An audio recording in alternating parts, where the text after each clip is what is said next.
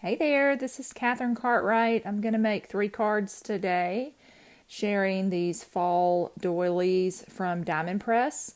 They're very intricate and beautiful.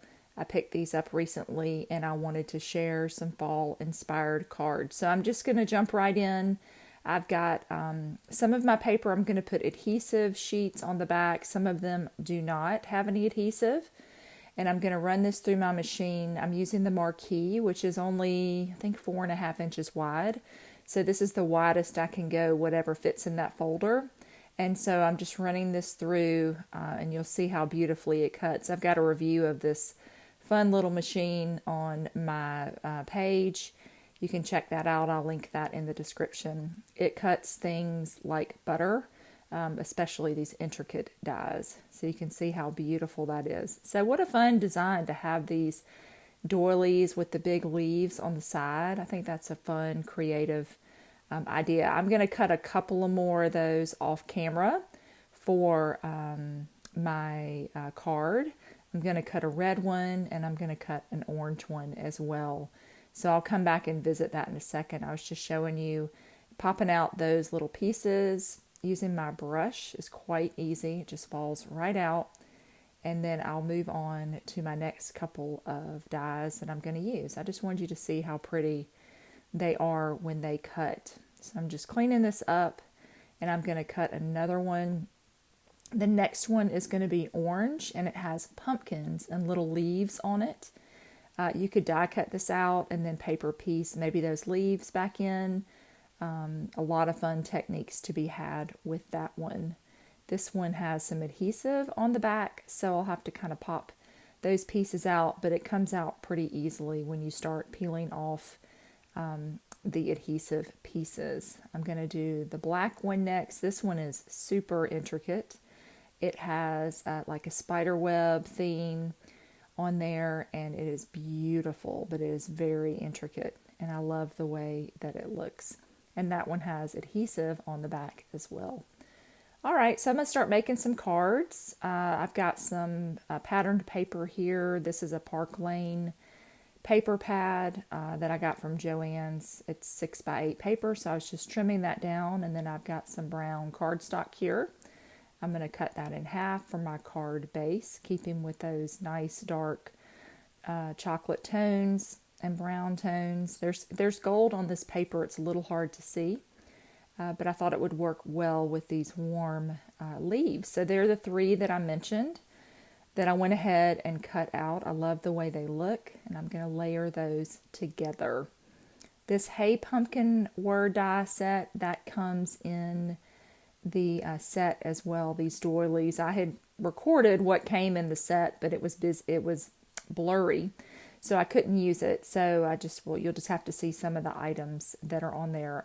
I'll link to the description if it's still available. I can't remember if these sold out or not from Diamond Press. So I'm using that same brown cardstock and I'm going to punch out Hey Pumpkin. And then I'm going to assemble my card. I've got this beautiful pattern paper that I mentioned. And again, it has some gold foil, so I really don't have to do too much, in my opinion, to really jazz this card up. I don't want it so busy that you just can't see the leaves or anything. So I'm just going to kind of offset them a little bit and layer them around to create kind of a cool doily effect. Got one little tiny piece there, and then I will offset that again. And it's so pretty in person. And you can kind of fluff up the leaves if you wanted to, because obviously I'm not gluing those down because I wanted some dimension to it. I'm going to add a little glue to my pumpkin in the center where there is some paper. And then I'll do the same thing with my hay. That will fit on the center nicely. And so cute. And now I can add this to my card base. I'll let that dry. And then I will add a little bit of foam to the back because this is one layer so far. So this will just pop this up a little bit for me. And it will still go through the mail pretty well because I will send this off. I will definitely send this to my daughter Hey Pumpkin. I think that's so cute. And then I'm going to add a little bit of sparkle before I finish. I've got some of these gemstones from Honeybee Stamps that I love because they've got different colors and different sizes.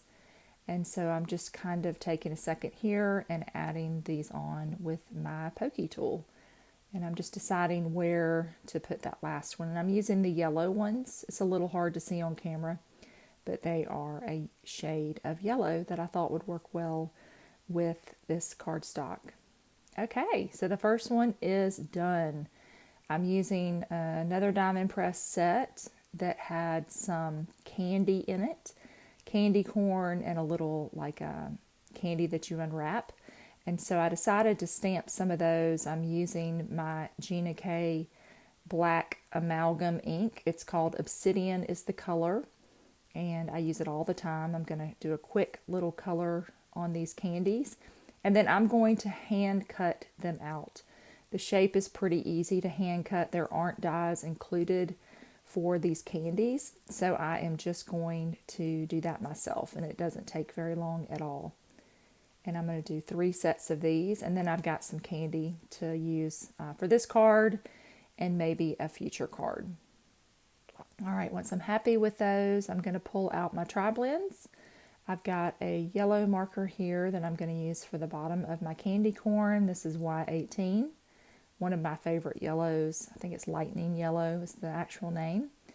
And then I've got my Triblend marker here. I'm using the light of the orange blend on that. This is the nib one. There is a brush variety of the Triblend, but this is the nib. So this is the orange blend. And then I'm pulling out, rooting around, looking for some other markers that I want to use. I've got a green, the citrus light green blend. This is the light green blend. There's a citrus one also. And then I'm using the lightest one of that. And then I'm going to come back with a purple. And I'm using the lightest purple of that. And I'll just repeat that process on my remaining candies. I think you could use these little candies for Christmas too. Maybe make them red and white or green and red and white. And so it doesn't have to be just for Halloween. So I love when I get little fun little stamps like that, little candies that I could use for another time of year. And I'm just going to finish that off with the light green.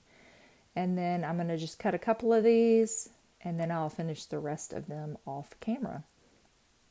And I'll speed that up just a little bit. But as you can see, I'm just turning my paper to hopefully get a little bit of a softer edge. As I've gotten older, it's getting a little bit harder to see. And I didn't have my glasses. I usually have a pair of readers up in my craft room to give me the assist. And if you've worn readers, you know what it's like. It's easy to misplace them and they travel. So I'm just kind of doing this the best I can for what I can see. So I've got to make sure they get back into my craft area. I've got Dusty Concord here. This is Bristol vellum cardstock that I like to blend with. I'm just doing a really quick blend here to add a little bit of something to the back of my pumpkin doily.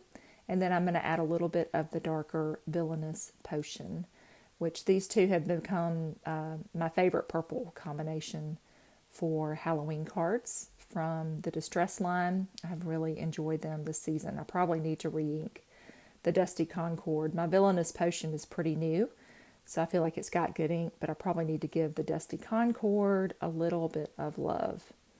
All right, so I've peeled off the back and most of my little pieces just came right out. So I've got a full sticker here with that adhesive sheet that I used, and then I'm just kind of burnishing it down, making sure I've got great stick on there and it won't move. I'm using that Elizabeth Crafts adhesive, and that stuff is strong. I mean, when it is glued down, it is glued down. It's some of my favorite adhesive to use. So that little Happy Halloween fit perfectly into the center of this doily, and I'm going to add some of my candy now. I did get a little smudge on the bottom right, just loose hands, not paying attention. and probably took my ink pad across it, but I used my sand eraser. I'm showing you this, the mono sand eraser.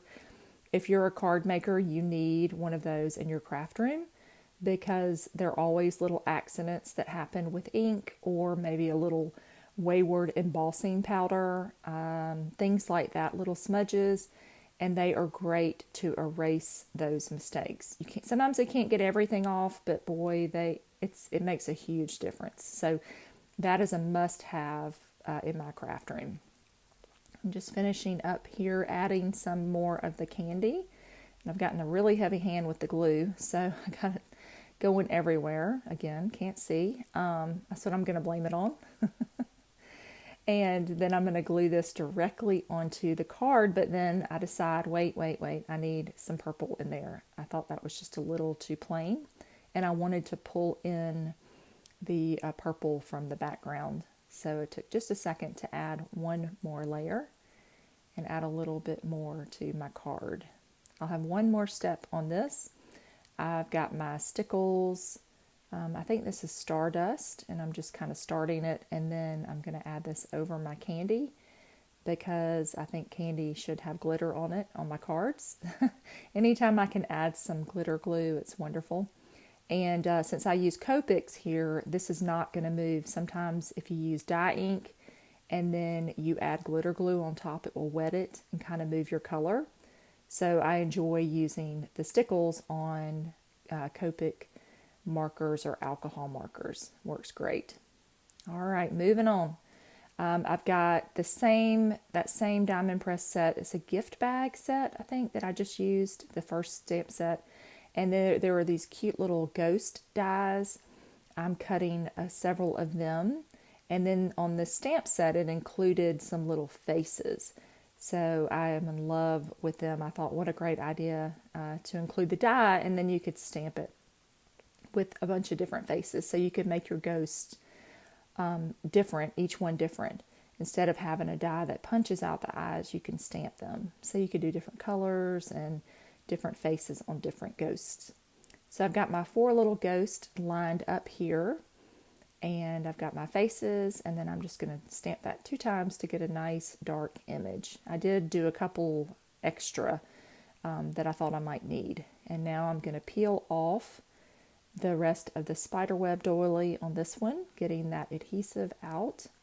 You can see I've got a few little smidges in there, and so I'm just going to pull them out, and that's just the paper, the backing paper, the black cardstock had already come off, but sometimes I'll have a little bit of the little pieces left.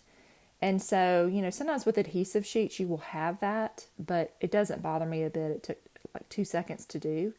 And I love having adhesive, really strong adhesive on the back of something this delicate because I know it is not going to move. This Hello Beautiful was included in this doily set. And again, I've got my fun little ghost here, and I'm just kind of laying out where I want them to go. And I'm just going to add 4 of them around my image. And then I'm just adding glue up there. Since it's a little, the ghost will sit on top a little bit of the paper, but that way I've got a nice adhesion without adding too much dimension.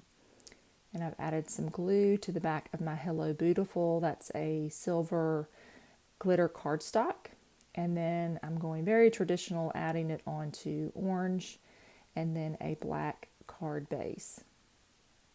I love these little ghosts. And I just love the doily. I think it's just a fun way to jazz up your card. I love doilies in general. These were just so unique to me. I had never seen any that had kind of a theme to them. So I thought they were very creative. Okay. All right. So thanks for hanging with. Here are 3 ideas with these beautiful doilies. If you have these, or maybe you have another shaped doily, you could adapt some of these ideas from your collection. So thanks so much for watching. Be sure to like and share and subscribe if you enjoy Diamond Press Things. Have a great day.